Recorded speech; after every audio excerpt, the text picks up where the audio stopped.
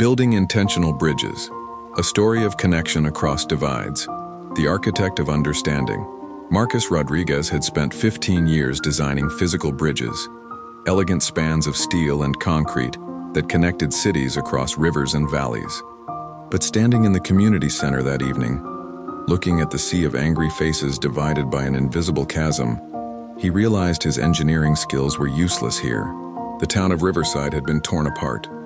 On one side sat the longtime residents, many of whom had lived there for generations. Their weathered hands and worried faces told stories of a changing world that seemed to be leaving them behind. On the other side, the newcomers, young professionals, tech workers, and families seeking affordable housing, fidgeted with smartphones and spoke in acronyms about property values and development. Between them stretched a gulf wider than any river Marcus had ever bridged. The first crack. The divide had started small. Complaints about noise from new restaurants, disagreements over parking. But it had grown into something uglier when the city council proposed rezoning the historic downtown for mixed-use development. The old-timers saw it as destroying their community's character. The newcomers saw it as progress and economic opportunity. Now, at this heated town hall meeting, neighbors who had once waved to each other across fence lines were hurling accusations like stones. "You people don't understand what this place means to us," shouted Elena Vasquez, whose family had run the corner market for 40 years. "Well, maybe if you embraced change instead of living in the past," snapped David Kim, a software engineer who'd moved to Riverside 6 months ago.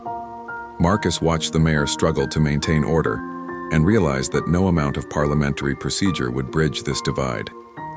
What was needed wasn't rules, it was relationship.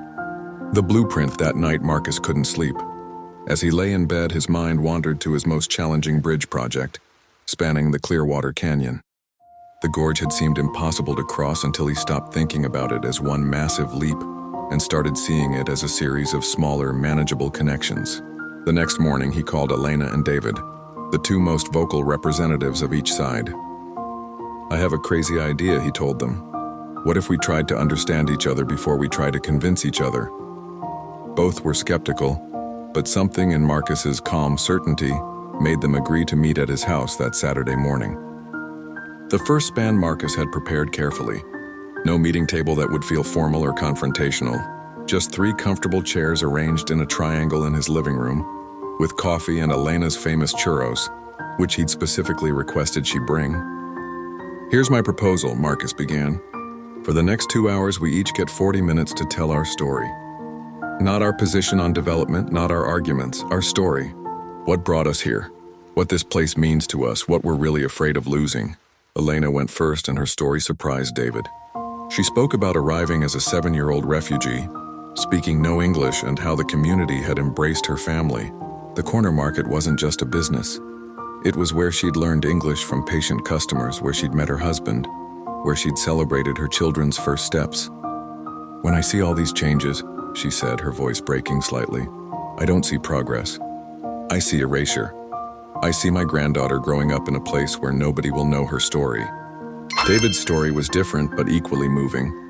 He talked about student loan debt, about working 80-hour weeks in Silicon Valley, about the loneliness of city life where he'd never known his neighbors' names. Riverside represented his dream of community, of being able to afford a home, of maybe starting a family.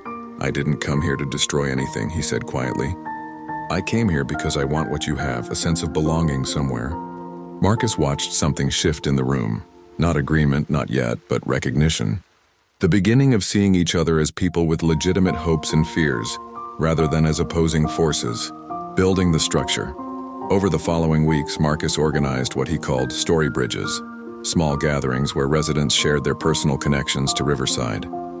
He was careful to mix the groups, ensuring that longtime residents and newcomers sat together, listened together, discovered their common ground.